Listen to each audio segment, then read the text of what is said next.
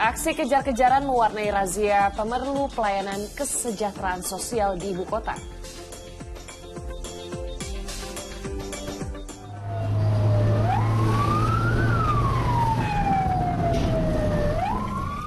Diduga akibat saluran tabung gas bocor, belasan rumah toko di Aceh Besar hangus terbakar.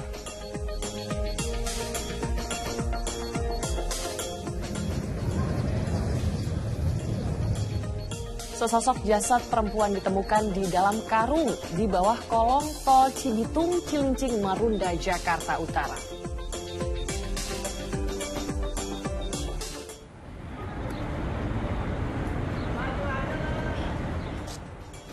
Sejumlah jemaah calon haji asal Indonesia ditemukan petugas akibat tersesat usai beribadah di Masjid Nabawi, Madinah.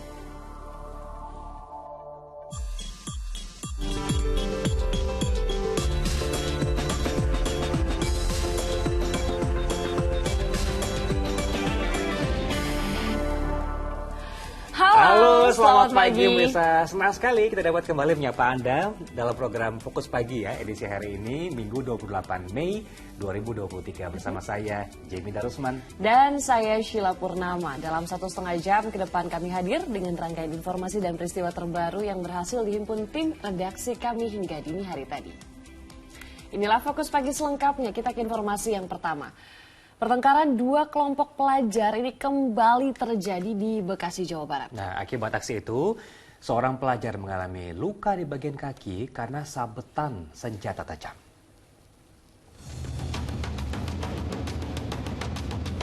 Lagi-lagi, dua kelompok pelajar terlibat keributan di Kampung Bojong Tua, Kelurahan Jati Makmur, Pondok Gede, Bekasi, Jawa Barat. Video amatir tersebut direkam oleh pelajar lain yang berada di lokasi kejadian. Rekaman CCTV milik warga juga merekam 4 pelajar berkendara motor membawa senjata tajam. Menurut warga, dua kelompok pelajar bertemu dengan lawannya dan terjadi keributan hingga pembacokan.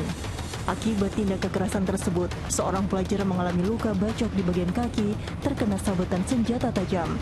Pemicunya diduga dendam, sebab sebelumnya terjadi tawuran di wilayah Gamprit, Jatiwaringin, Pondok Gede, Bekasi dan melukai pelajar lainnya di bagian kepala. Yang ngebacok mah satu. Cuman dia dua motor. Nah, yang ngebacok itu diboncengin. Dua motor berapa orang? Satu motornya tuh 2 orang. 2 orang. Iya. Nah, yang korban itu yang kena dibacok berapa orang juga? Cuma satu. Dia tuh boncengan juga. Boncengan. Sebenarnya kayaknya sih itu kelanjutan tawuran kemarin tuh. Soalnya kemarin juga sempat terjadi tawuran tuh di Gamprit. Pertikaian antar pelajar di Bekasi, Jawa Barat sudah sering kali terjadi. Polisi dan orang tua diharapkan berperan aktif. Kasus ini ditangani pihak Polsek Pondok Gede dan Polres Metro Bekasi Kota. Awang Darmawan melaporkan dari Bekasi, Jawa Barat. Sementara di Jakarta, petugas Satpol PP berhasil mengamankan 10 orang dalam razia pemerlu pelayanan kesehatan atau kesejahteraan sosial PPKS yang digelar di kawasan Johar Baru, Jakarta Pusat. Pada razia kali ini diwarnai aksi kejar-kejaran antara petugas dengan seorang badut yang melarikan diri.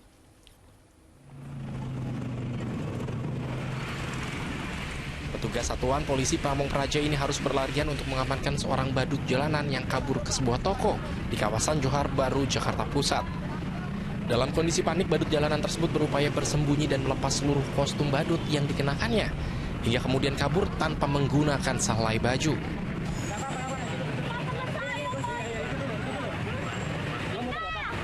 Razia pemerlu pelayanan kesejahteraan sosial juga diwarnai aksi bocah perempuan yang meronta saat hendak diamankan petugas. Meski menolak dirazia, bocah wanita yang berprofesi sebagai pengamen tersebut hanya bisa pasrah saat diamankan petugas ke dalam mobil dinas sosial. Dalam razia kali ini sebanyak 10 orang diamankan petugas. Untuk saat ini hasilnya yang kita peroleh hasil 10,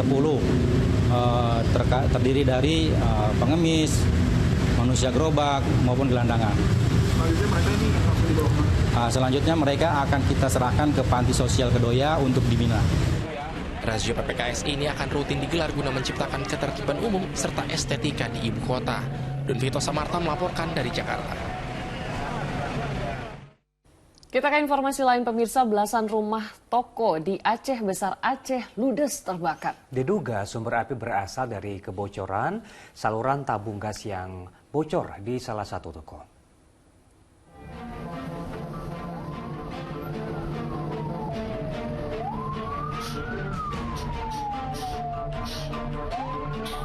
Api berkobar membakar 12 rumah toko atau ruko di Kampung Bait Baitu Salam Aceh Besar Aceh. Si jago merah dengan cepat merambat ke sejumlah bangunan yang sebagian besar berbahan kayu tersebut.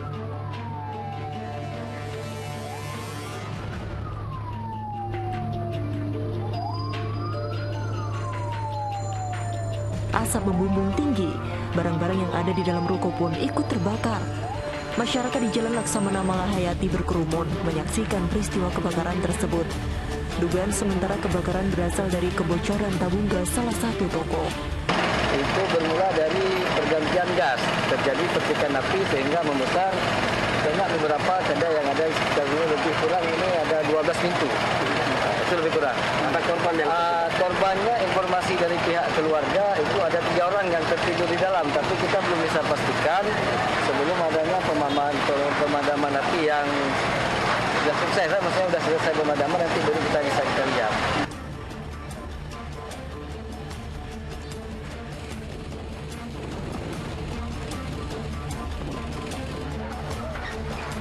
Dengan menerjunkan 15 mobil damkar, petugas pemadam kebakaran pun bergerilya memadamkan api. 1 jam kemudian si jago merah berhasil dipadamkan. Kendala ya karena cuaca, juga tadi karena pada saat penyiraman pertama juga ada angin. Ya, ada angin, jadi kita karena melihat objeknya sudah ini, jadi kita memblokir sisir sebelah kiri dan kanan. Karena objek yang di tengah sudah terbakar, jadi di sisi kiri karena ada bangunan dan gudang di belakang untuk meminimalisir jalannya api. Hingga kini polisi masih menyelidiki penyebab pasti kebakaran tersebut. Mohtarudin Yaakob melaporkan dari Aceh Besar Aceh. Dan ini pemirsa, saatnya kita menyimak kumandang azan subuh untuk wilayah ibu kota DKI Jakarta dan sekitarnya yang akan kami hadirkan dengan sejumlah informasi menarik lainnya. Di antaranya kereta kelinci atau kereta mini yang mengangkut rombongan lansia terguling hingga mengakibatkan 4 orang luka berat. Tetaplah bersama kami di Fokus Pagi. Selamat menunaikan ibadah sholat subuh untuk wilayah DKI Jakarta dan sekitarnya. Kita lanjutkan informasi di Fokus Pagi kali ini. Dan pemirsa, ini ada sebuah mobil yang terbakar saat diperbaiki di sebuah bengkel di Medan, Sumatera Utara. Diduga api dipicu bahan bakar yang tumpah di area bengkel.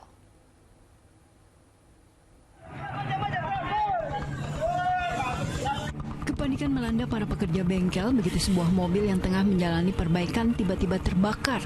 Api terus membesar hingga kepulan asap hitam keluar dari atas bangunan bengkel yang terletak di Jalan Kapten Rahmabudin, Kelurahan Terjun, Kecamatan Medan, Marelan, Medan.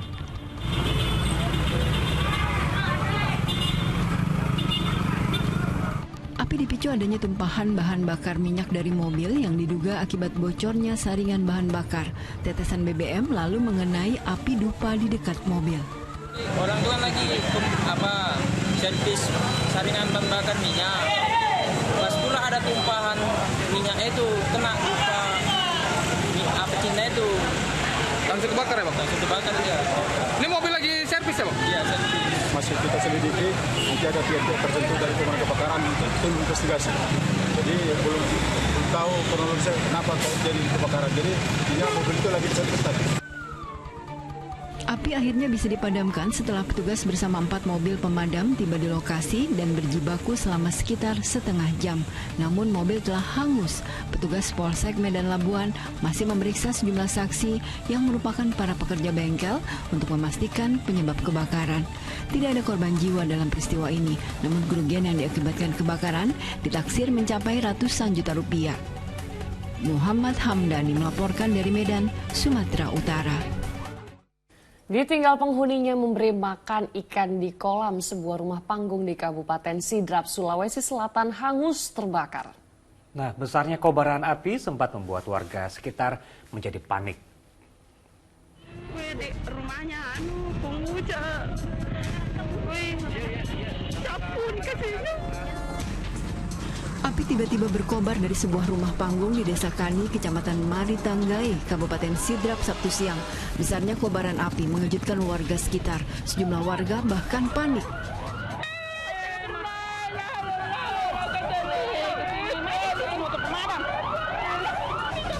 Tapi warga tak bisa berbuat banyak dan hanya bisa menunggu petugas pemadam kebakaran tiba.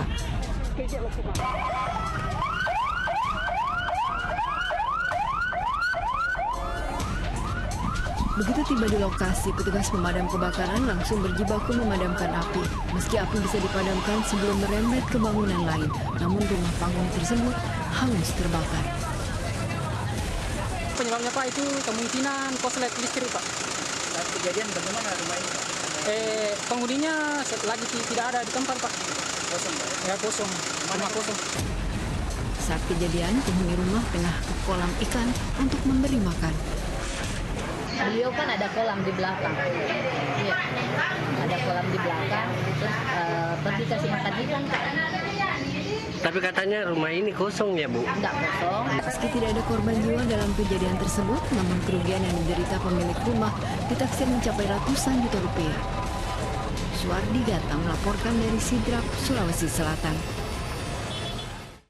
Kita beralih ke informasi lain, pemirsa. Kereta kelinci atau odong-odong yang mengangkut rombongan lansia yang hendak mengikuti senam terguling di Klaten, Jawa Tengah. Kecelakaan ini mengakibatkan 4 orang terluka berat.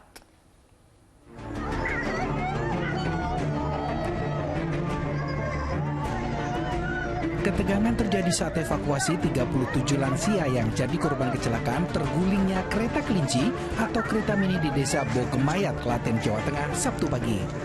Akibatnya 4 orang yang terluka parah di bagian kepala, kaki dan tangan dirawat di RSUD Bagaswaras Klaten dan RSU Islam Cawas. Kereta mini ini sebelumnya mengangkut rombongan lansia yang hendak mengikuti senam di wilayah Rawa Jombor. Diduga kereta mini tidak kuat menanjak di jalan sehingga berjalan mundur dan terguling di pekarangan. Untuk menyelidiki penyebab kecelakaan, kereta mini ini dievakuasi menggunakan truk derek dan dibawa ke kantor unit Gakum Satlantas Polres Klaten. Yang kita himpun saat olah TKP tadi, kendaraan tersebut pada saat melintasi jalan menanjak, tidak kuat menanjak kemudian berjalan mundur, terjatuh ke kanan jalan, keluar dari aspal jalan. Sementara itu, supir kereta mini sudah diperiksa kepolisian. Sampai saat ini, belum ada pihak yang ditetapkan menjadi tersangka. Krisna Agung melaporkan dari Kabupaten Klaten, Jawa Tengah. Di Jakarta Timur, truk bermuatan genteng tiba-tiba meluncur dan menabrak toko kelontong hingga luluh lantah. Sementara di Samarinda, gara-gara mati mesin dan remblong, truk bermuatan besi bekas meluncur dengan posisi mundur hingga menabrak tembok Balai Permasyarakatan kelas 2 dan hancur berantakan.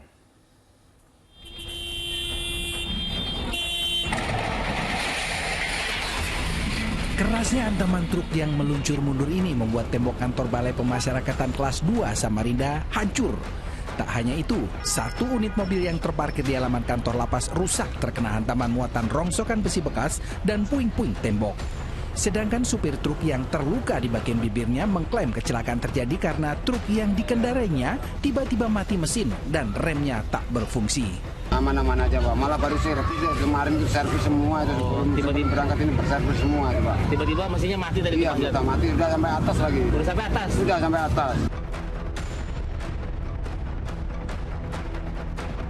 Sementara itu di Jakarta Timur Sabtu pagi, detik-detik truk bermuatan genteng yang tiba-tiba meluncur hingga menabrak toko kelontong di Cipinang Melayu, Kecamatan Makassar ini terekam CCTV. Akibatnya kondisi toko kelontong hancur berantakan, sementara truk ringsek di bagian depan. Mulanya truk sedang parkir dalam kondisi mesin mati. Namun karena kondisi jalan menurun ditambah dengan kelebihan muatan, truk tiba-tiba meluncur meski sudah direm tangan oleh sopir. Posisi mobil udah nyampe di lokasi, saya parkir, saya rem tangan. Karena rumahnya Pak Hartono di belnya di belakang, saya akhirnya tinggalin mobil dan posisi udah direm tangan dan saya ke belakang nyari tukangnya Pak Hartono buat bukain pagar. Tahu-tahu tiba-tiba mobilnya udah nyelonong turun sendiri. itu di dan nabrak rumah Ahmad Tiang. Tak ada korban luka maupun korban jiwa dalam peristiwa ini. Dari hasil mediasi yang dilakukan petugas kepolisian sektor Makassar, sopir truk sepakat untuk mengganti rugi kerusakan yang ditimbulkan. Tim Liputan melaporkan. Kita merujuk ke Kepulauan Riau. Perahu yang dinaiki 6 orang penumpang terbalik saat berlabuh di perairan Batam. Akibat insiden ini, 2 penumpang ditemukan tewas, sementara 4 orang lainnya berhasil selamat. Usai melakukan pencarian selama 4 hari, tim SAR gabungan berhasil menemukan korban terakhir dari 6 korban akibat perahu terbalik. Korban ditemukan meninggal dunia di perairan OPL atau perbatasan Singapura, Malaysia. Saat kejadian, para korban yang masih berusia belasan tahun hendak mandi dan mencari ikan. Diduga akibat arus laut yang kuat menerjang perahu yang ditumpangi hingga terbalik. Dari 6 orang penumpang, 4 orang berhasil selamat, namun 2 korban ditemukan meninggal dunia. Meski demikian, petugas masih menunggu hasil proses identifikasi untuk memastikan identitas korban. Sejauh ini telah berhasil dievakuasi ke Rumah Sakit Bayangkara Batam. Untuk hasil identifikasi terkait identitas korban masih dalam proses. Kita belum tahu. Harapan kita inilah korban yang kita cari selama ini. Dengan telah ditemukannya jasad korban, operasi SAR dinyatakan selesai. Petugas mengimbau agar warga berhati-hati saat ke laut, mengingat potensi hujan lebat dan gelombang tinggi masih akan terjadi di perairan Kepulauan Riau. Aulia Ihsan melaporkan dari Batam, Kepulauan Riau. Kita ke Maluku, pemirsa. 2 hari terombang-ambing di perairan Banda. 5 warga asal Kabupaten Seram bagian timur akhirnya diselamatkan nelayan dan tim SAR.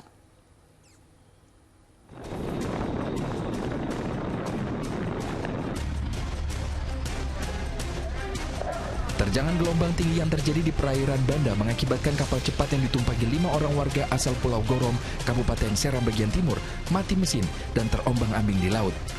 Mengetahui keberadaan para korban, sejumlah nelayan dan tim SAR kemudian melakukan penyelamatan dan langsung bertolak ke titik kapal cepat itu.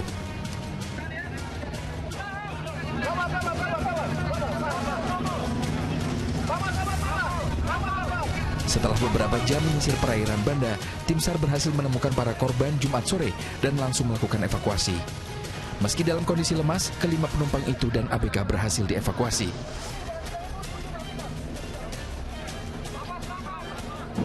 SAR bersama tim SAR gabungan telah berhasil mengevakuasi 5 korban sipil yang mengalami lost contact di perairan Seram bagian.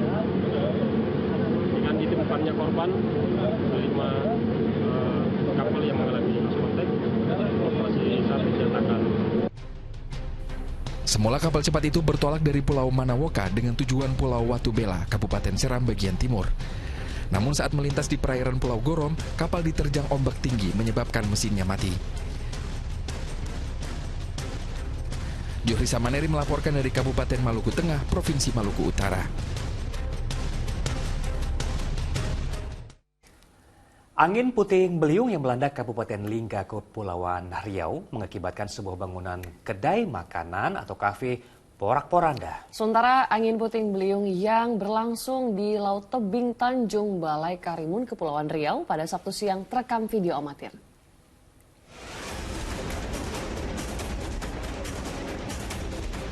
Detik-detik berlangsungnya angin puting beliung di perairan Laut Tebing Tanjung Balai Karimun Sabtu siang terekam video amatir.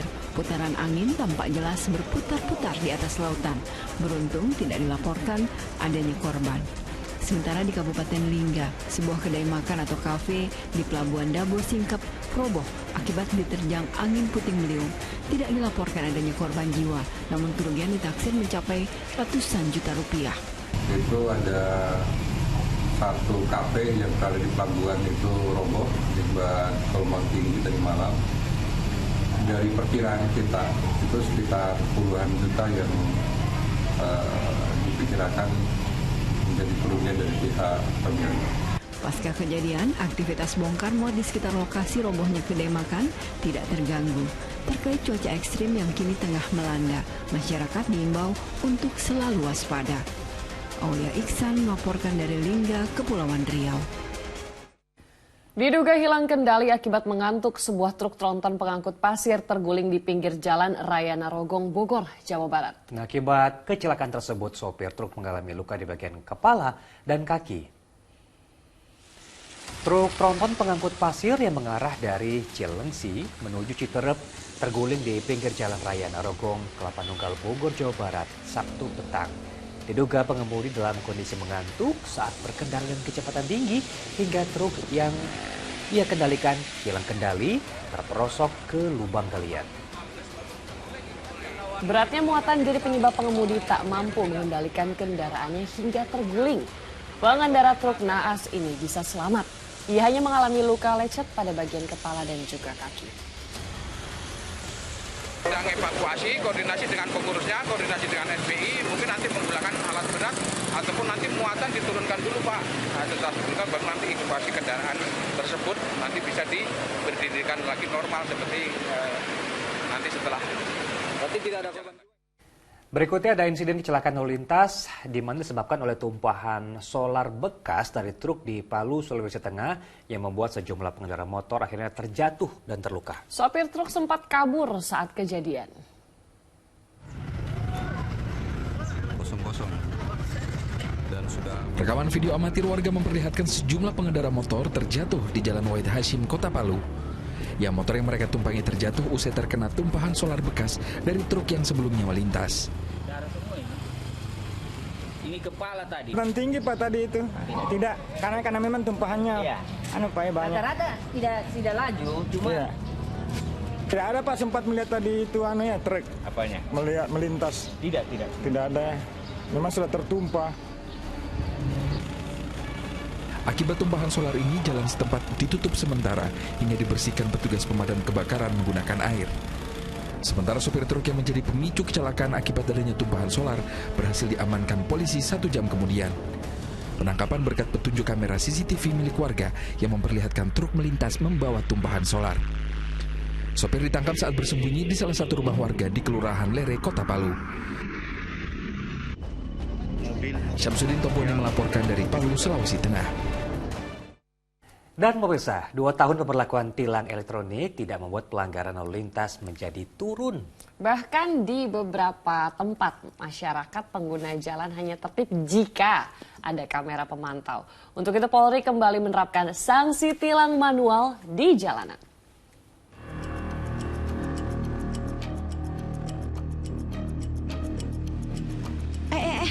Inilah reaksi sejumlah pengendara, terutama sepeda motor yang ketar-ketir melihat sejumlah aparat polantas menggelar razia di Jalan Industri Sawah Besar, Jakarta Pusat. Beberapa di antaranya bahkan nekat putar balik yang berpotensi membahayakan pengendara lain. Kenapa tadi melanggar apa? Cuman putar balik doang tadi, Pak. Tapi tahu nggak kalau tadi ada razia kayak gini, tahu nggak? Nggak tahu, Pak. Sama aja nih dengan yang suka nakal masuk jalur bus Transjakarta atau busway. Kalau tak ada kamera pengawasnya, udah deh, jalan yang bukan haknya pun dipakai dengan alasan hindari macet seperti di kawasan Daan Mogot, Jakarta Barat ini. Salah seorang pelanggar bahkan mengaku kaget karena sudah lama tak ada razia polisi sejak tilang elektronik diberlakukan Maret 2021 lalu. Adik kerja. Udah tahu di hari ini ada tilang manual. Boro-boro tahu. Tahu nggak lewat sini. Masih di ibu kota, jalan layang Casablanca yang sedianya diperuntukkan hanya untuk kendaraan roda 4 juga sama. Masih saja dilalui sepeda motor meski rambu-rambu larangannya jelas. Wah, gawat juga nih kalau kita tertib lalu lintas cuma kalau ada petugas yang berjaga aja.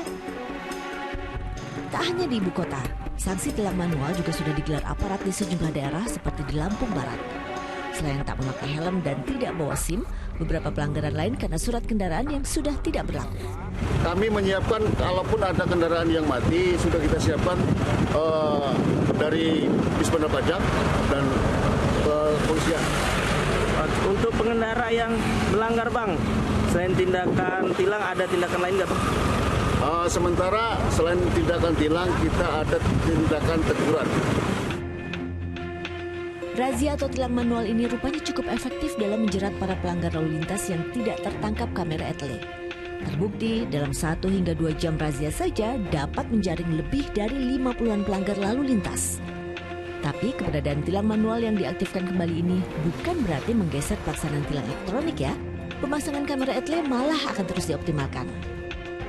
Namun kita ketahui bahwa etle ini memang belum ideal. Masih 27% dari yang seharusnya terpasang mengingat banyaknya ruas-ruas jalan di Indonesia. Dan untuk itu ada ruang-ruang yang memang belum tercover etle. Dan dengan kata lain bahwa etle dan tilang di tempat ini saling menguatkan. Ruang atau ruas jalan yang belum terpantau kamera pengawas etle itulah yang kini dibantu dengan razia tilang. Secara teknis memang manual, namun pembayaran denda atas pelanggaran tetap terpusat seperti pada etle. Di sisi lain, tingginya pelanggaran lalu lintas tak lepas dari kurangnya pemahaman para pengguna jalan. Maka membuat masyarakat melek akan aturan dianggap lebih utama sebelum penerapan sanksi tilang. Di kota-kota kecil itu banyak sekali mas pelanggarannya yang dipasang etle itu tinggi sekali ya karena memang kondisi ekonomi, kondisi masyarakat juga budaya masyarakat kita belum terbiasa mas patuh pada aturan lalu lintas gitu ya. Harus menerapkan penerapan etle ini secara bertahap. Jadi melalui edukasi dulu kepada masyarakat secara bertahap. Jadi tidak ujuk-ujuk gitu diterapkan terus mereka dikasih sanksi. Tertib lalu lintas selayaknya tak hanya di depan kamera pemantau etle ataupun di hadapan petugas kepolisian yang berjaga. Sebab manfaat dari tertib lalu lintas adalah untuk masyarakat juga demi keselamatan bersama. Tim Liputan melaporkan.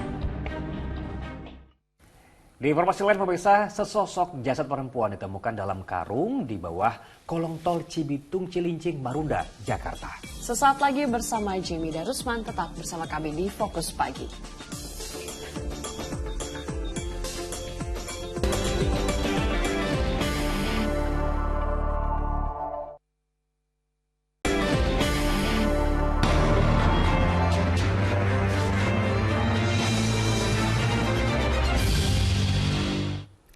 Anda kembali di Fokus Pagi bersama saya, Jimmy Darusman.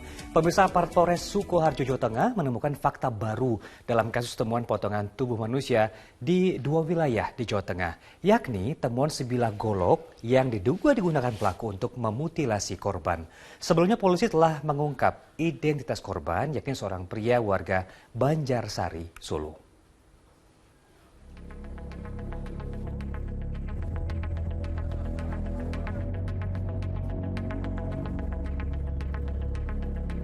Kasus pembunuhan disertai mutilasi semakin menemukan titik terang. Fakta baru diungkap jajaran kepolisian Sukoharjo yang menemukan sebilah golok yang diduga digunakan pelaku untuk memutilasi korban. Temuan golok ini berdasarkan keterangan dari tetangga korban bahwa ada seseorang yang meminjam golok. Saat ini golok sedang diuji di laboratorium forensik untuk diperiksa.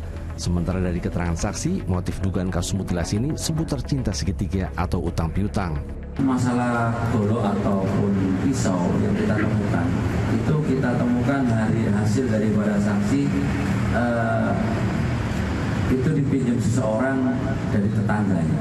Saat ini golok tersebut kita kirim ke lapor sambil menunggu hasilnya apakah ada tes DNA atau darah. Nah, itu salah satu bisa membantu dalam penyelidikan kasus mutilasi. Uji laboratorium forensik juga tengah dilakukan petugas terhadap temuan kain kasa penuh bercak darah yang didapat dari hasil penyisiran di sekitar jembatan perbatasan antara Solo dan Sukoharjo yang diduga menjadi titik awal pembuangan potongan tubuh korban. Sementara dari pemeriksaan CCTV, polisi tak mendapatkan hasil yang signifikan. Dari hasil pemeriksaan 5 swab kain kasa itu ditemukan hasilnya positif. Nah, ini juga sekali lagi kami sampaikan bahwa apapun yang berada di sekitar lokasi yang ada hubungannya dengan upaya-upaya kami untuk mengungkap terang perkara ini terus kita lakukan. Dan ini dihasilkan oleh olah TKP dan hasil dari proses laboratorium forensik. Sebelumnya polisi telah mengambil sampel darah ayah korban R, warga Kepelabuhan Wetan, Banjarsari, Solo, untuk mencocokkan identitas. Dari ciri-ciri korban, keluarga mengakui adanya kemiripan dengan R, pria berusia 40 tahun.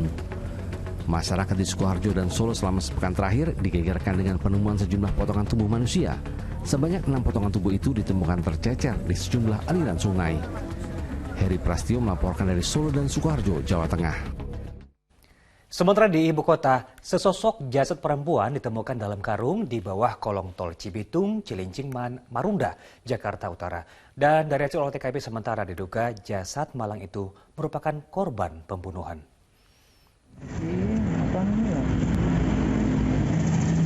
Tapi iya kayak rambut itu Warga di Jalan Banjir Kanal Timur Marunda Sabtu sore digegerkan dengan temuan jasad di dalam karung di bawah kolong tol Cibitung Cilincing.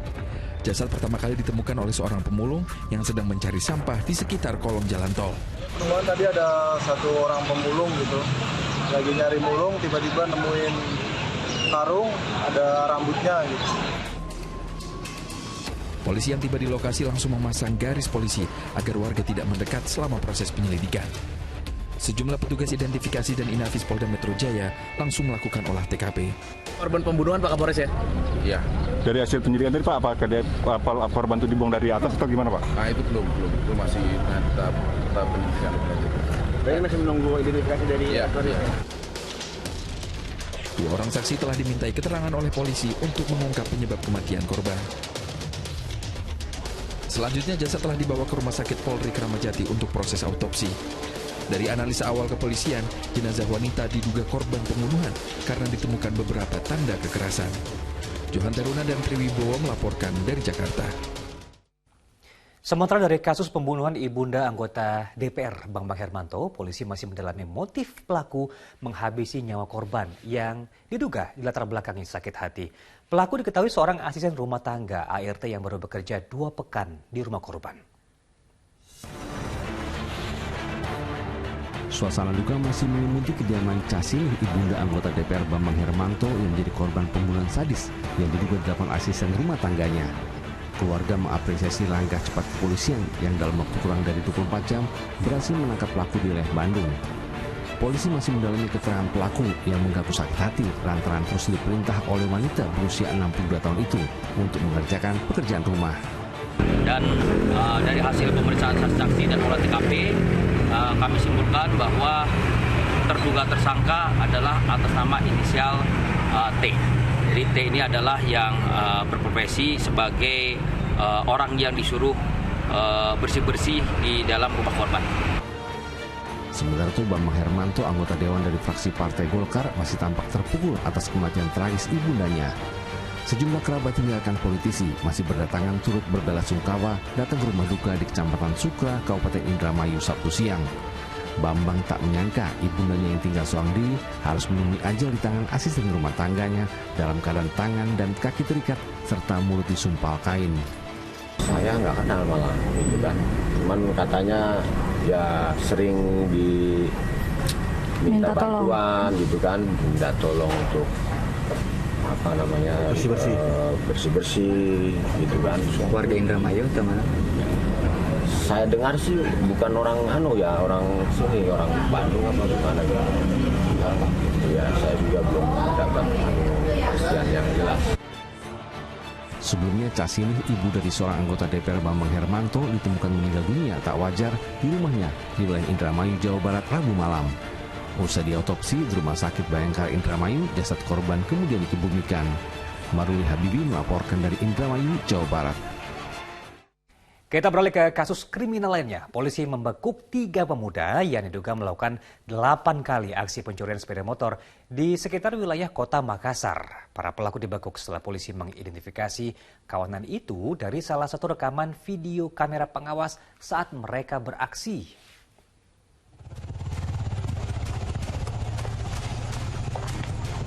Di mana? Di bawah di situ, Bang. Satu persatu komplotan pencuri kendaraan bermotor ini dibekuk unit Reskrim Polsek Panakukang, Makassar. Mereka ditangkap di 3 lokasi berbeda, 2 diantaranya dibekuk di Kabupaten Goa dan Kabupaten Wajo. Saat ditangkap, polisi juga menyita motor hasil curian untuk dijadikan barang bukti. Identitas komplotan pencuri ini terungkap dari rekaman video kamera pengawas saat mereka beraksi. Sasaran mereka diantaranya rumah indekos, seperti yang terjadi di wilayah Rapocini, Kota Makassar. Dengan berboncengan, para pelaku merusak stang motor yang diparkir pemiliknya. Hanya dalam hitungan detik, mereka berhasil menggasak kendaraan yang diincar. Untuk para pelaku ini sudah melakukan pengakuan dari pelaku untuk TKP yang dia lakukan sudah 8 kali, tapi untuk LP yang kami terima ada 4 laporan polisi untuk saat ini. Untuk mempertanggungjawabkan perbuatannya, ketiga pelaku dijerat pasal pencurian dengan ancaman hukuman lebih dari 5 tahun penjara. Raisa Habu melaporkan dari Makassar, Sulawesi Selatan. Sementara di Palembang, 2 pelaku pencuri beraksi di depan warung kopi saat motor ditinggal korbannya untuk masuk ke posyandu. Aksi di siang bolong itu terekam kamera pengawas CCTV. Dalam rekaman kamera pengawas ini, 2 pelaku pencurian beraksi di depan warung kopi di Jalan Swakarsa, Kertapati, Palembang. Pelaku yang mengenakan helm duduk di motor target incaran, sementara rekannya mengamati sekitar. Dalam waktu kilat, pelaku berhasil membuka kunci motor dan kabur. Aksi pencurian dilakukan di siang bolong saat warga beraktivitas. Pemilik motor mengaku saat kejadian tengah memarkirkan sepeda motor di depan warung karena parkiran di posyandu sudah penuh.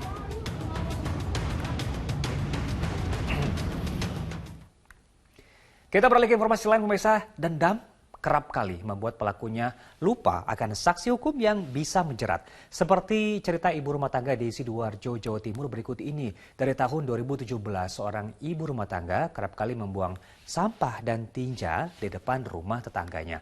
Alih-alih agar korban pindah rumah, sekarang pelaku harus jalani sidang dan terancam penjara selama 3 bulan.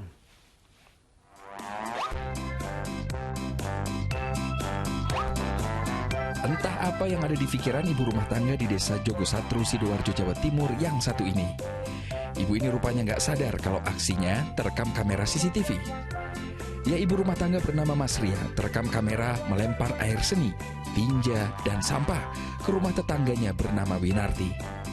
Mirisnya lagi, perbuatan ini dilakukan saat momen Lebaran, di mana harusnya saling bermaaf-maafan. Kok ini malah mengundang perselisihan? Sepertinya ibu yang satu ini tidak mempercayai peribahasa tetangga adalah keluarga terdekat pertama. Perbuatan ibu rumah tangga bernama Mas Ria ini rupanya sudah sering dilakukan sejak tahun 2017 silam. Setelah lihat rekaman CCTV, keluarga korban hampir terlibat baku hantam sama keluarga Mas Ria, tapi berhasil dilerai warga. Nah, setelah diusut, rupanya Mas Ria punya dendam karena rumah adiknya yang merupakan warisan orang tuanya dibeli oleh korban. Mas Ria berencana menguasai lagi, tapi Winarti kekeh gak mau dijual. Mas Ria pun sengaja membuang air seni dan tinja biar korban gak betah dan angkat kaki pindah rumah. Janjinya sudah gak mau mengulangi lagi ini, akhirnya yaitu menanjak tahun 2019 ya. Ya itu, nggak berhenti.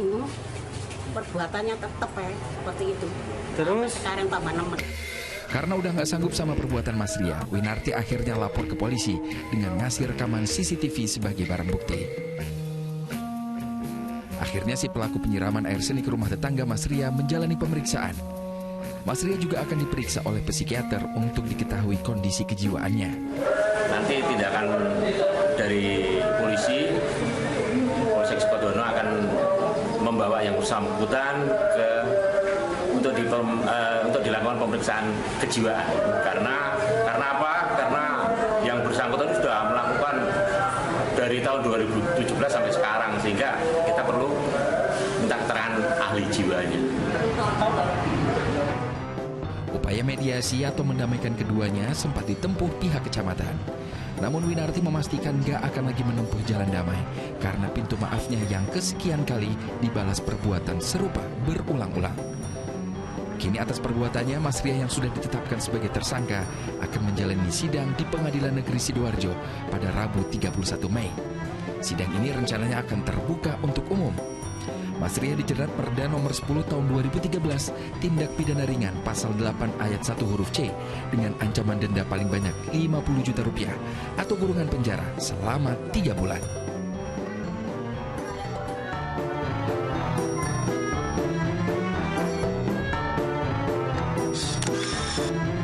Tim Liputan melaporkan.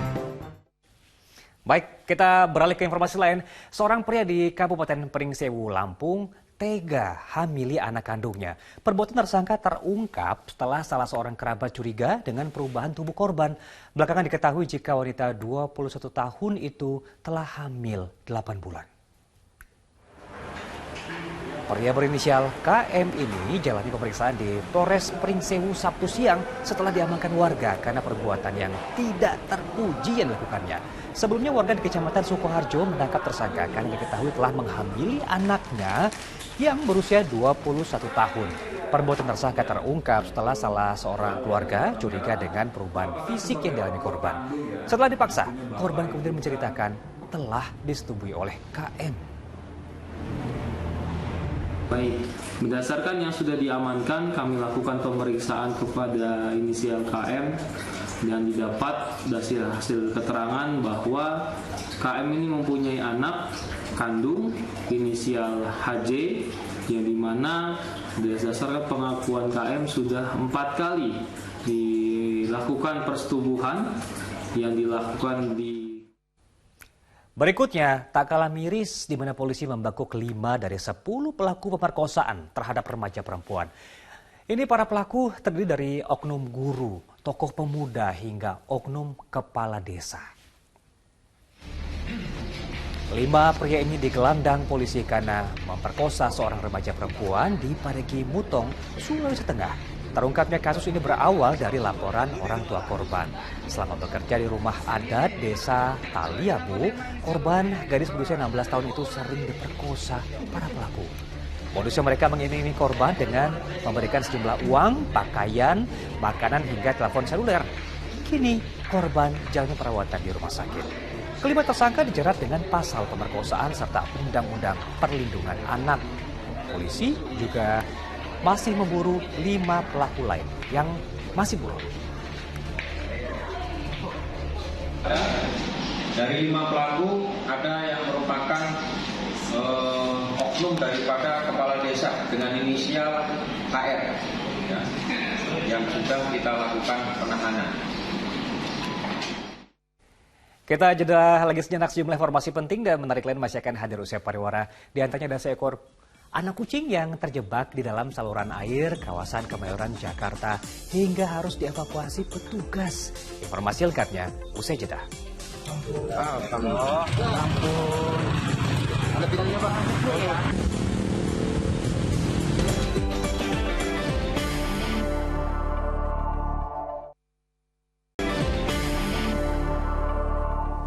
Kembali bersama kami di Fokus Pagi bersama saya Sheila Purnama. Melanjutkan informasi pagi hari ini pemirsa, seekor monyet ekor panjang masuk ke permukiman warga di Komplek Perumahan Desa Sukamaju Jonggol, Kabupaten Bogor, Jawa Barat. Monyet terus berkeliaran dari rumah ke rumah dan membuat warga resah. Sini. Satu ekor monyet ekor panjang inilah yang meresahkan warga kompleks perumahan Desa Sukamaju Jonggol, Kabupaten Bogor, Jawa Barat, Sabtu sore. Monyet liar diduga hendak merangsek dan merusak barang-barang yang ada di dalam perumahan. Tim Damkar sektor Cilengsi yang tiba di lokasi berupaya mengamankan monyet liar itu dengan berbagai cara. Namun sayang, pergerakan monyet terlalu lincah dan terus melawan saat petugas akan menangkapnya. Tadi Pak Damkarnya belum mengetahui cara untuk apa tuh yang efisien cara menangkapnya.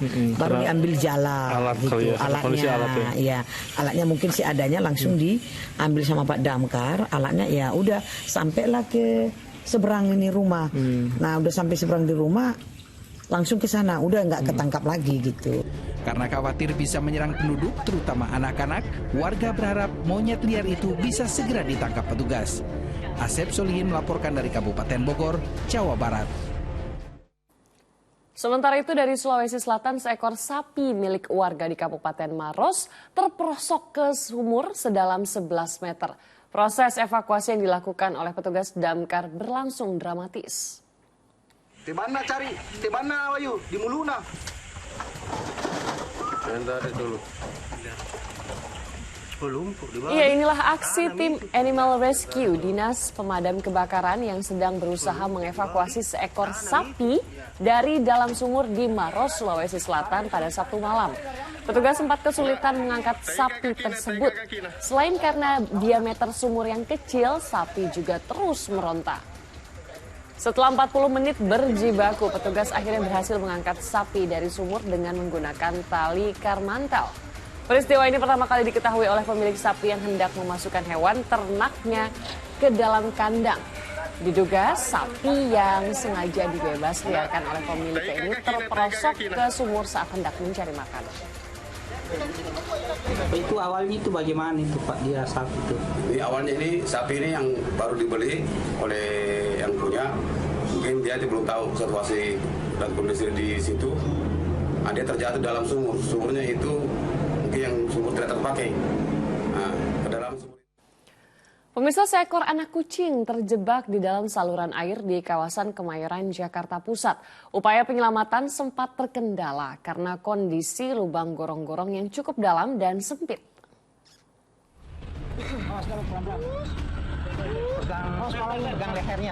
Dengan berhati-hati, petugas rescue damkar sektor Kemayoran berupaya menyelamatkan seekor anak kucing yang terjebak di dalam gorong-gorong saluran air di Jalan Haji Kemayoran, Jakarta Pusat, Sabtu siang. Kondisi lubang gorong-gorong yang cukup dalam dan sempit sempat menyulitkan penyelamatan. Beruntung petugas teliti dan cekatan hingga kucing bisa diangkat dengan tongkat khusus.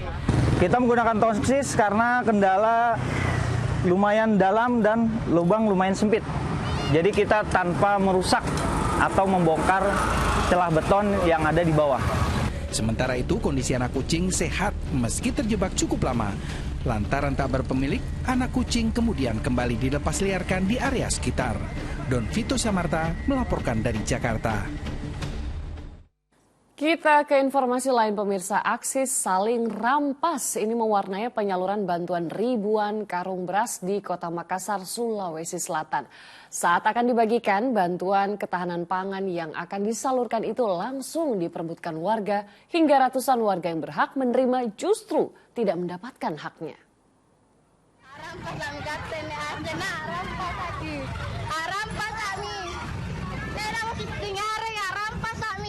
Dalam rekaman video amatir yang beredar di media sosial terlihat saat warga di Kelurahan Pulau Kodingareng, Kepulauan Sangkarang, Kota Makassar, Sulawesi Selatan berebut bantuan ketahanan pangan yang dilakukan oleh pemerintah setempat. Mereka berlomba-lomba mengambil karung beras sebanyak mungkin meski harusnya dibagikan sesuai data penerima. Akibatnya ratusan warga lainnya yang seharusnya mendapatkan bantuan berdasarkan data penerima manfaat tidak kebagian. Atas insiden ini, pemerintah setempat meminta warga yang mengambil beras melebihi bantuan yang diterima agar dikembalikan. Ternyata juga ada yang mengembalikan. Dan setelah diselusuri, dia kembalikan ada yang kelebihan dari jumlah yang diambil sehingga yang tidak dapat itulah yang diberikan kembali kepada penerima yang tidak dapat. Guna mengantisipasi hal serupa tidak terulang, pihak terkait akan melakukan evakuasi saat pembagian bantuan. Untuk bantuan ketahanan pangan ini, masing-masing warga seharusnya menerima 10 kg bagi satu penerima. Andi Muhammad Sardi melaporkan dari Kota Makassar, Sulawesi Selatan. Kita ke Jawa Tengah pemirsa, diduga menderita gizi buruk. Kondisi bocah balita di Brebes semakin memprihatinkan. Akibat kondisi ekonomi kedua orang tuanya, bocah balita Malang itu kini hanya dibiarkan di rumah tanpa perawatan.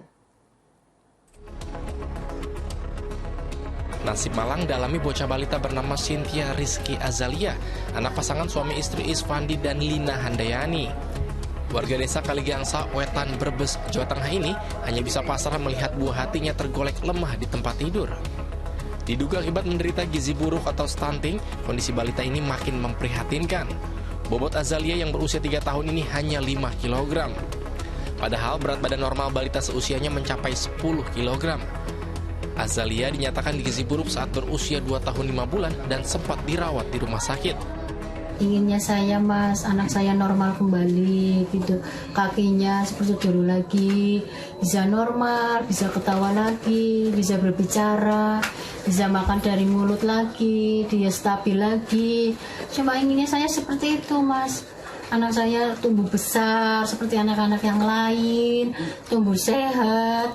Terus ya gimana sih ya Mas ya, karena keadaannya seperti ini. Terus anak saya juga yang besar putus sekolah. Saat lahir kondisi Azalia normal seperti bayi pada umumnya dengan berat 2,7 kg. Isfandi dan Inhan Deyani kini hanya bisa pasrah menerima keadaan yang menimpa anak keduanya. Mereka berharap ada bantuan dari dermawan untuk bisa perawatan anaknya. Sugi Hartono melaporkan dari Brebes, Jawa Tengah.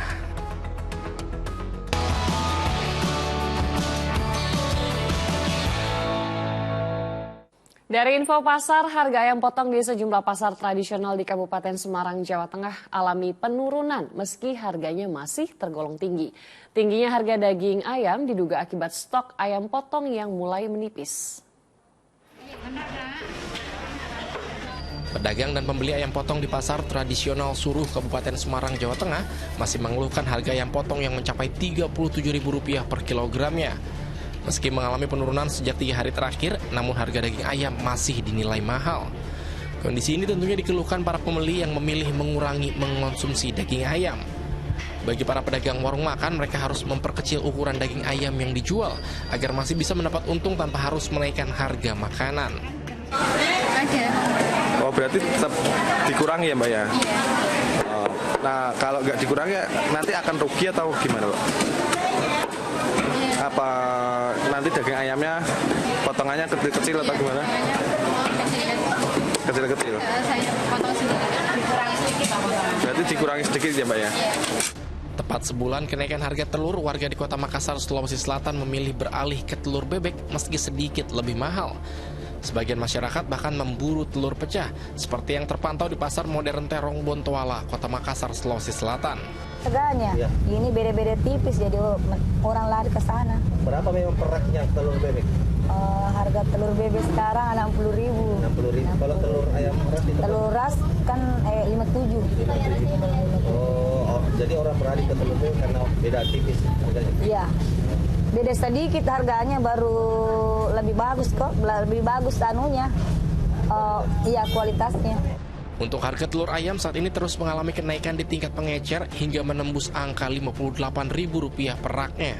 Sementara untuk ukuran jumbo harga telur ayam berkisar Rp62.000 per rak.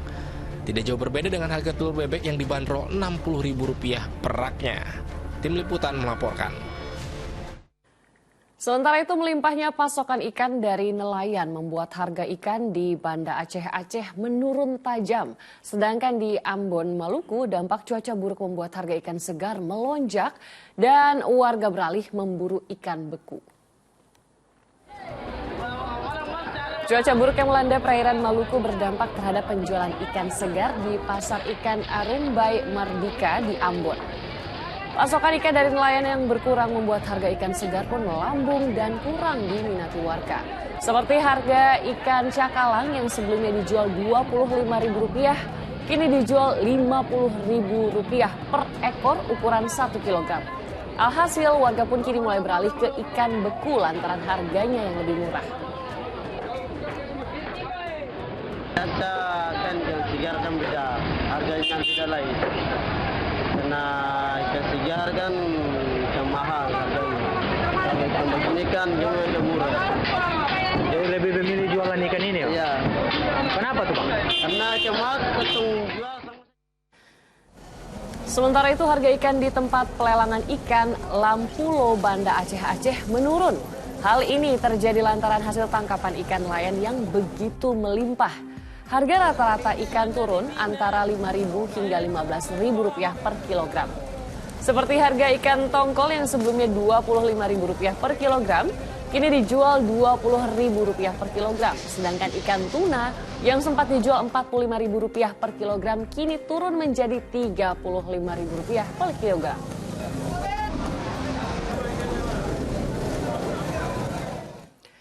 Pemirsa, kabar duka menyelimuti tanah air. Mantan Menteri Kelautan dan Perikanan Sarwono Kusumaatmadja tutup usia. Sarwono wafat karena sakit setelah sempat menjalani perawatan di Penang, Malaysia.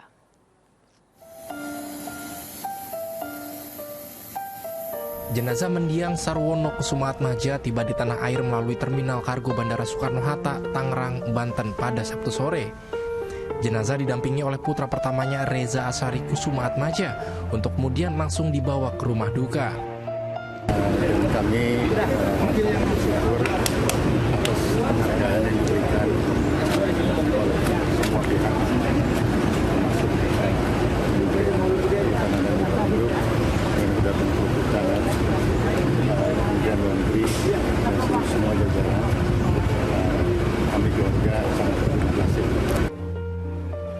Sementara itu, kedatangan jenazah di rumah duka di Jalan Balitung 3, Kebayoran Baru, Jakarta Selatan disambut haru keluarga.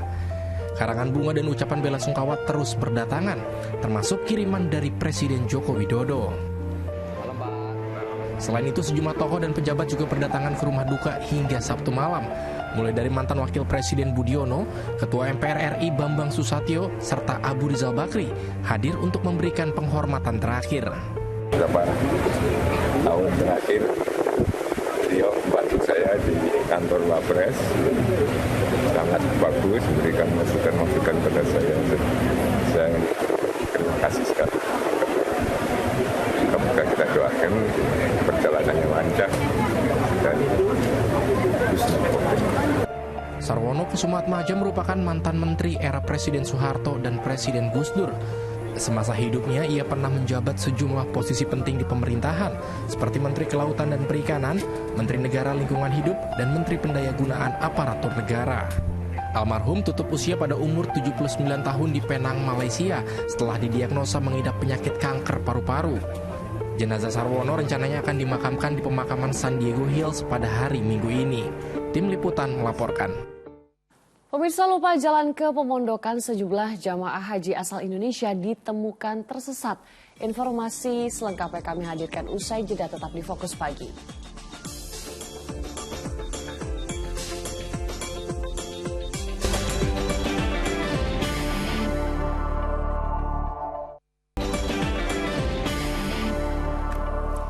Terima kasih Anda kembali di Fokus Pagi bersama saya Jamie Darusman. Dan saya Sheila Purnama. Kita teruskan informasi pagi hari ini, pemirsa. Isak tangis ini mewarnai pemberangkatan calon jamaah haji di Karawang, Jawa Barat.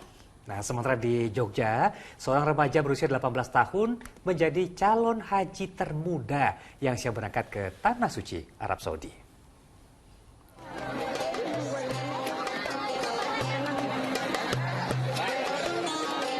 Air mata tak terbendung kala keluarga harus menyampaikan salam perpisahan dengan calon jemaah haji yang akan berangkat ke Tanah Suci Mekah di Teluk Jambe, Karawang, Jawa Barat. Tangis para calon jemaah bukan tanpa alasan. Mereka harus meninggalkan anggota keluarganya yang masih anak-anak. Sebanyak 397 calon jemaah haji kloter 11 Karawang diberangkatkan Sabtu sore. Para calon jemaah haji diminta untuk menjaga kesehatan mengingat udara panas di Arab Saudi mencapai 40 derajat Celcius. Di Kabupaten Karawang itu sejumlah 397 jamaah. Insya Allah kita akan diterima nanti sore pada pukul 16.50 di embarkasi Jakarta Bekasi. Di Sleman, Yogyakarta, seorang remaja usia 18 tahun akan berangkat ke Tanah Suci untuk menggantikan ayahnya yang sudah mendaftar dan meninggal dunia pada 2021 lalu. Itu senang sekaligus sedih. Senang karena alhamdulillah bisa naik haji di umur yang masih muda, tapi sedihnya ya haji karena sebagai pengganti ayah. Selama mengikuti rangkaian ibadah haji di Tanah Suci, mahasiswa semester 2 Universitas Gadjah Mada Yogyakarta ini telah meminta izin dan menjadwalkan pergantian pelajaran yang tertinggal. Calon jemaah haji termuda asal Dusun Sekar Suli, Sendang Tirto ini akan bergabung dengan 1.158 calon jemaah haji lainnya di kloter 46 Kabupaten Sleman. Tim Liputan melaporkan. Ya, semoga persiapannya dilancarkan. Amin. Begitu ya. Nah, sementara di Madinahnya sendiri di Arab Saudi dilaporkan cukup banyak jemaah calon haji Indonesia yang tersesat saat beribadah di Masjid Nabawi, sehingga para petugas haji pun harus selalu bersiaga. Ya, kebanyakan jemaah tersesat karena keluar dari rombongan.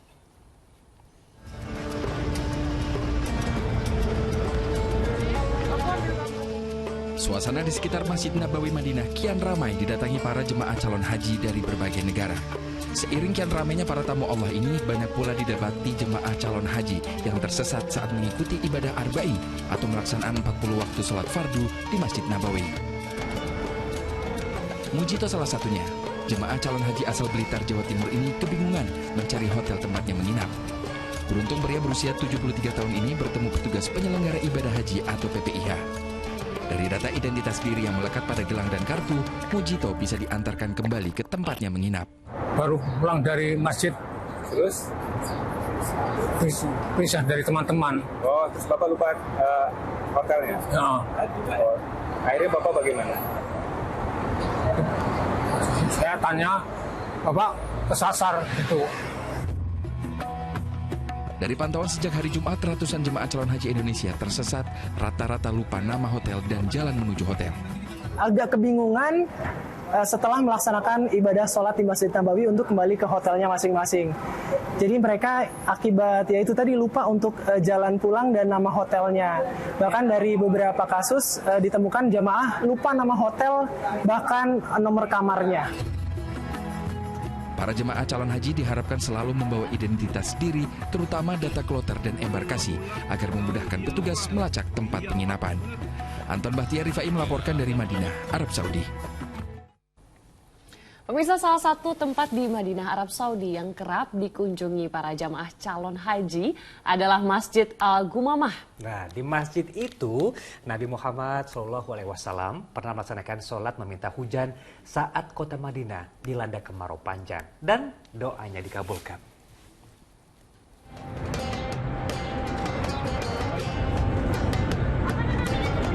Masjid Al-Ghumamah berdiri tak jauh dari Masjid Nabawi di kota Madinah, Arab Saudi. Bangunan tua dengan gaya arsitektur klasik ini menjadi penanda bahwa masjid ini memiliki jejak sejarah panjang. Saat ini saya berada dalam cuaca panas yang sangat terik. Di zaman dahulu Nabi Muhammad pun pernah merasakan panas yang sangat terik akibat musim paceklik. Kemudian Nabi Muhammad menunaikan sholat meminta hujan dan permintaan hujan pun dikabulkan. Setelah itu di tempat ini didirikan Masjid Al-Ghumamah yang hingga kini masih berdiri tegak. Ya, meski hanya berukuran 50 kali 30 meter persegi, masjid ini menyimpan catatan tentang peradaban Islam. Di masjid ini pada abad ke-7, Nabi Muhammad pernah melaksanakan sholat istisqa, yakni sholat meminta hujan setelah Madinah didera kemarau panjang. Jadi dulu itu kota Madinah mengalami musim panceklik, kemarau yang panjang, dan kemudian Nabi dan para sahabatnya mengadakan sholat istisqa, dan kemudian setelah sholat istisqa itu, kemudian turunlah awan mendung tepatnya di area lapangan ini, ya. Dan kemudian turunlah hujan ketika beres sholat itu dan dibangunlah Masjid Al-Ghumamah, ya, yang artinya itu awan mendung. Di lokasi masjid ini pula Rasulullah menerima perintah dari Allah Subhanahu wa Ta'ala untuk melaksanakan sholat hari raya atau sholat Id. Hingga kini masjid ini masih banyak dikunjungi oleh umat Islam dari berbagai negara, terutama saat musim haji atau di sela-sela menjalankan rangkaian ibadah umroh. Masjid Al-Ghumamah sejatinya dibangun oleh sahabat Nabi Umar bin Khattab dan kemudian mengalami beberapa kali renovasi. Bangunan masjid yang berdiri sekarang merupakan peninggalan Sultan Abdul Majid Al-Utsmani. Anton Bahtiar Rifai melaporkan dari Madinah, Arab Saudi. Baik, kita beralih ke informasi lainnya pemirsa. Ada puluhan biksu yang berasal dari berbagai daerah di Indonesia dan Thailand menggelar ritual pindah patah. Iya, ini adalah persembahan makanan dari ribuan umat Buddha jelang Hari Raya Waisak.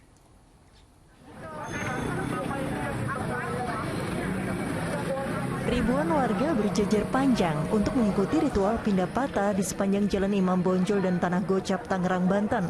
Ritual ini dipimpin oleh puluhan biksu asal Indonesia dan Thailand yang berjalan kaki tanpa menggunakan alas kaki.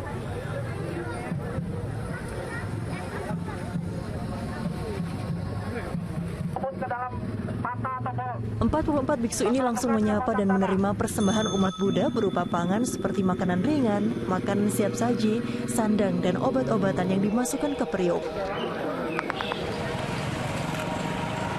Ritual pindah patah ini merupakan rangkaian menjelang perayaan Trisuci Waisak 2567 Buddha Era atau Hari Raya Waisak tahun 2023 yang jatuh pada tanggal 4 Juni yang dipusatkan di Budi Dharma.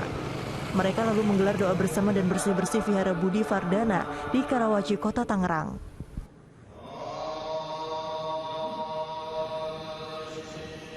Berbuat baik, bisa berupa makanan. Bagi memberikan apa aja nih Kak tadi? Makanan, pokoknya makan kering, bisa sayur, berdana, duit juga boleh.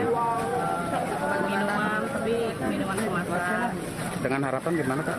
Dengan harapan kita dapat karma baik dan juga agar nanti kalau misalnya kita menjadi orang yang baik. Yang pakai alas kaki itu simbol kesederhanaan. Jadi seorang Biku Sangga itu memang hidupnya sederhana, ya beliau meninggalkan keduniawian dan juga menerima dana makan dari umat. Jadi beliau makan hanya dari pemberian umat. Kita keberagaman, jadi kerukunan antar umat.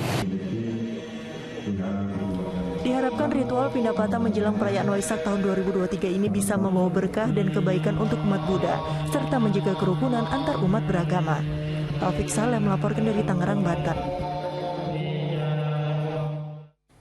Baik, ini kita ke informasi dari lapangan hijau. Persebaya Surabaya akan melawan Bali United dalam laga peringatan Hari Ulang Tahun ke-730 Kota Surabaya. Di mana Bajul Ijo dan Sardatu Tridatu menjadikan laga ini untuk mengukur kekuatan tim jelang mengarungi Liga 1 musim 2023-2024. Jelang melawan Bali United di laga pramusim, Persebaya Surabaya menggelar latihan di Stadion Gelora Bung Tomo, Surabaya, Sabtu pagi.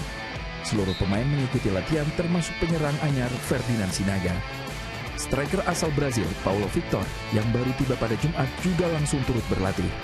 Laga kontra Serdadu Tridatu akan dimanfaatkan skuad Bajul Ijo untuk mengukur kekuatan dan menemukan kerangka tim yang disiapkan untuk mengarungi Liga 1 musim depan.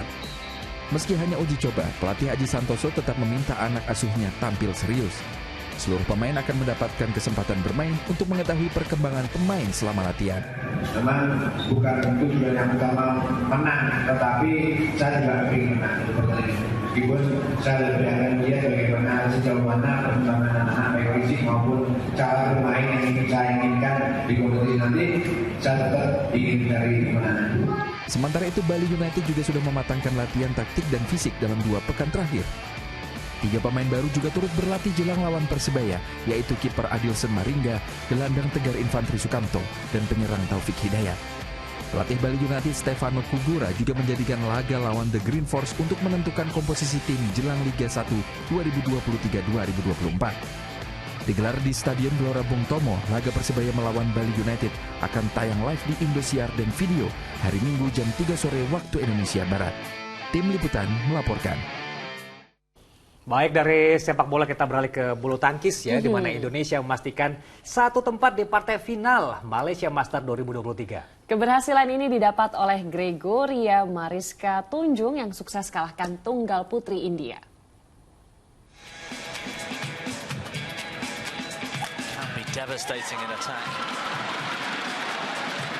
Pebulu tangkis tunggal putri Indonesia Gregoria Mariska Tunjung jadi satu-satunya wakil tersisa yang berhak melaju ke partai final Malaysia Masters 2023. Kepastian ini diperoleh Gregoria setelah di babak semifinal mampu tampil superior dengan mengalahkan wakil India Pusarla Sindhu. Pada awal pertandingan, pebulu tangkis Cibulan Mutiara Bandung ini sempat tertinggal di interval game pertama 8-11. Namun setelah itu Gregoria bangkit dan berhasil menutup game pertama dengan keunggulan 21-14. Pada game kedua, pebulu tangkis peringkat 9 dunia ini mampu mendominasi jalannya pertandingan. Pukulan-pukulan akurat yang dilancarkan Gregoria kerap membuat Sindhu kehilangan poin. Tunggal putri Indonesia ini pun akhirnya mengunci kemenangan dengan skor 21-17 dalam waktu 44 menit. Pada partai final, Gregoria akan berhadapan dengan pebulu tangkis peringkat 1 dunia asal Jepang, Akane Yamaguchi. Baik, kita beralih ke informasi lain yang cocok nih di weekend ya. Liburan dong? Liburan kita. Wisata pantai di Ancol, Jakarta Utara masih menjadi lokasi favorit berlibur bagi warga. Tentu, terlebih pihak pengelola wisata memberi fasilitas tiket gratis. Kapan lagi nih? Ini untuk menyambut HUT ke-496 tahun DKI Jakarta.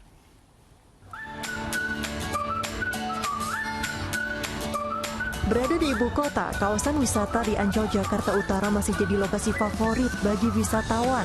Antrean panjang kendaraan mengular di gerbang timur.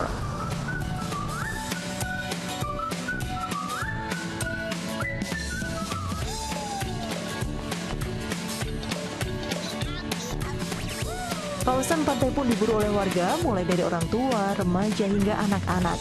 Pantai menjadi lokasi pilihan karena banyak aktivitas yang bisa dilakukan, mulai dari bermain air dan pasir, bersepeda hingga berenang. alhamdulillah mereka seneng, jadi ngumpul. Terus kita tanya mau di mana kita ininya ngumpulnya. Ternyata ibu-ibunya dan anak-anaknya semua maunya di Ancol aja gitu, nggak keramaian. Justru seru katanya gitu. Apalagi pihak pengelola wisata memberi fasilitas tiket gratis selama 1 bulan, yakni mulai tanggal 21 Mei hingga 22 Juni 2023. Tiket gratis ini untuk menyambut Hari Jadi DKI Jakarta yang ke-496 tahun. Namun tiket gratis ini hanya berlaku mulai pukul 5 sore hingga pukul 11 malam dengan syarat reservasi atau pemesanan terlebih dahulu.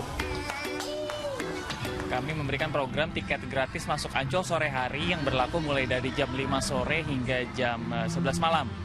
Jadi untuk mendapatkan tiket ini cuma tinggal reservasi di www.ancol.com, nanti bisa melakukan reservasi untuk tiket individu masuk Ancol.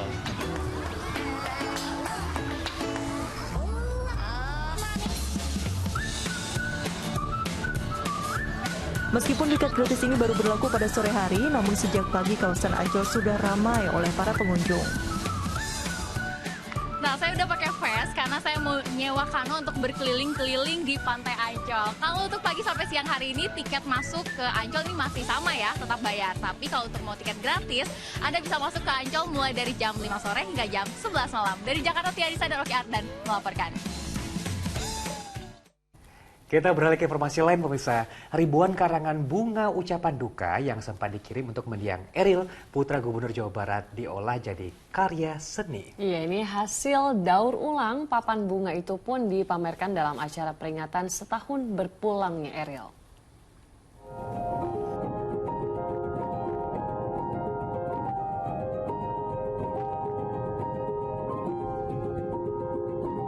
Ribuan papan bunga bekas ucapan duka cita atas wafatnya Emeril Khan Mumtaz dijadikan kreasi oleh para seniman asal Bandung. Menurut mereka, bunga yang dikirimkan merupakan simbol doa dan simpati dari kerabat dan masyarakat, sehingga amat disayangkan apabila harus dibuang dan menjadi limbah. Maka dari itu, bahan-bahan yang dipakai pada papan bunga disulap menjadi kursi tamanan unik. Sebenarnya gagasan awalnya muncul dari Pak Gub sebenarnya, bahwa bagaimana karangan bunga ini bisa punya value berkelanjutan supaya bisa menyampaikan spirit dari almarhum Eril. Kemudian akhirnya desain yang dipilih adalah stool atau bench ini memang tujuannya agar karya ini bisa ditaruh dan diletakkan di ruang-ruang publik, entah di kota Bandung ataupun sekitar Indonesia. Membagi-bagi dari satu karangan bunga itu kemudian menjadi beberapa material, dan kita mencari satu potensi atau beberapa potensi dari tiap-tiap keluaran ini sebenarnya. Untuk produk yang kita bisa lihat di sini itu terbuat dari sisa polyfoam dan styrofoam sebenarnya, yang kemudian kita campur dengan satu chemical untuk supaya bisa mengeras dan punya durability yang tahan lama. Selama proses produksi, Ridwan Kamil pun berpesan agar karya yang dihasilkan memiliki nilai manfaat bagi masyarakat. Di tempat memorial Eril diizinkan membangun sesuatu. Saya daripada membangun hanya estetik saja atau memori, saya bangun sesuatu yang bermanfaat, yaitu kursi.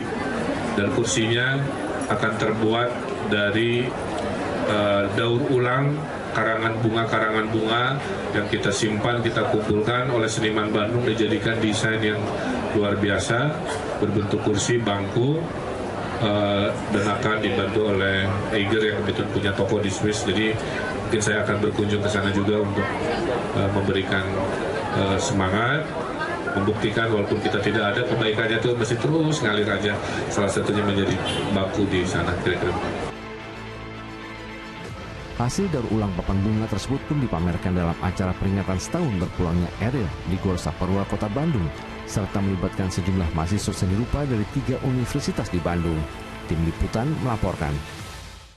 Wah, luar biasa sekali konsep daur ulang yang memiliki nilai seni dan juga nilai guna. Bagus-bagus ya hasilnya. Bagus-bagus sekali. Dan saya bangga sekali karena itu adalah merupakan teman-teman kuliah saya tadi. Wah, berarti sadar-sadar kamu ucapin selamat ke mereka. Ya. Luar biasa sekali inovasinya. Laporan tadi sekaligus menutup jumpa kita dalam Fokus Pagi edisi hari ini. Iya, usai Fokus Pagi jangan lewatkan untuk menyaksikan program Magic 5.